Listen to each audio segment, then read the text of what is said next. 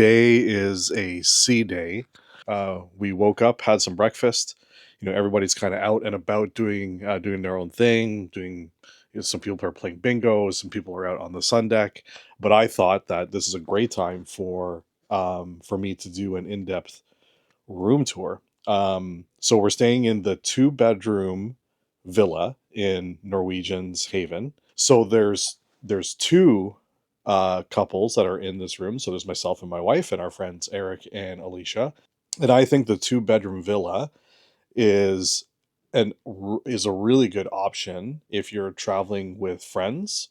Uh, Absolutely, if you're traveling with family, even multi-generational family, because the one thing that's great about the format of this room is the fact that you have two completely separate living spaces with their own separate bathrooms. The biggest difference is obviously there's one room that is, I don't know if I'd say a lot more opulent, but it's definitely a lot larger than the other rooms. There's definitely a little bit of an imbalance. So you have to take that into account if you are traveling with friends or if there's two couples traveling together. But anyways, on to the room view. So I'm sitting in I guess what you would call the living room.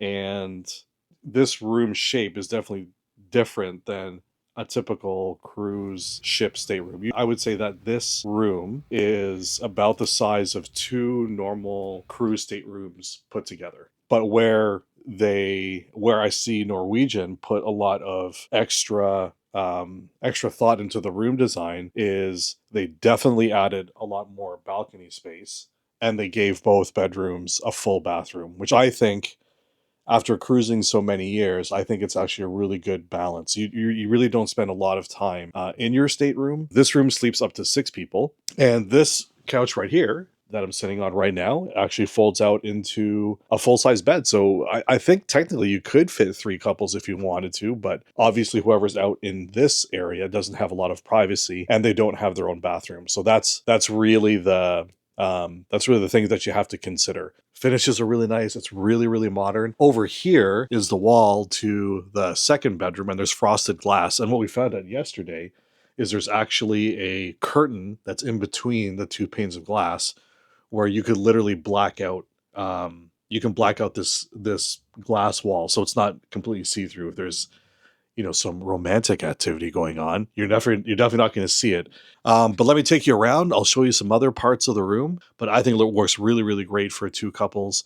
Definitely families, multi-generational families. Even if actually there's a bunch of singles that want to cruise and you want a little bit of a bigger room, there's really a lot of space for everybody.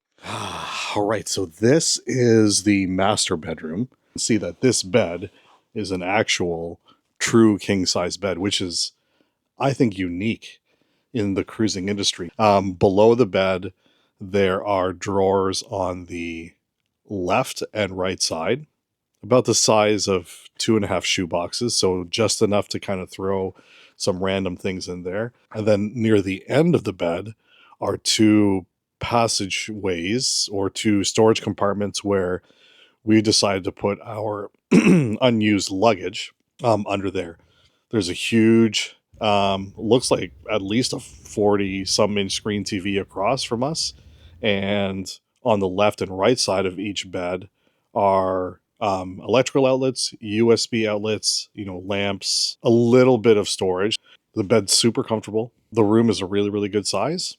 I could see myself living at home in a room this size. It's completely functional. This is definitely the master bedroom. So once we go over to the other bedroom, you can see there's a really big difference in size. Even then, they're real beds. They're not pull-out beds or things like that. I would say there is one big limiting thing about these new staterooms. You definitely have to be thoughtful about how you pack and unpack, because storage is actually limited. You would think in a room this size, storage or where to put your stuff wouldn't be something to consider. Even in this larger room, you still have to be thoughtful about how you pack and about where you put your stuff. Right. So on this side of the room is the walk-in closet. You've got a switch here for the lights, but as you can see here, we can open this door, and there is a walk-in closet. And I wouldn't say walk-in closet, so I'm going to step in it. This is sort of as far as we go, but this is your This really is your main piece of storage for the master bedroom. On this side, you have, some hangers, and we've got a mirror back here, and minimal storage around. And you can see here that there's not a lot of drawers or cabinets, so you got to be thoughtful about how you kind of place everything. On this side is the bathroom, and then we've got our temperature and light control switches over here. This is the second bedroom, which is where Eric and Alicia are staying. And you can see here it's another full-size bed. It's not a pull-out, which is really nice. And again, completely usable for two people. The big drawback of this room, I wouldn't even say it's a drawback. It's more of things to consider. Is the storage in this room is even more limited than the storage in the master bedroom. I think a huge benefit is the fact that this room, you can see over there, has its own private bathroom. It's not a bathroom that's out in the communal area.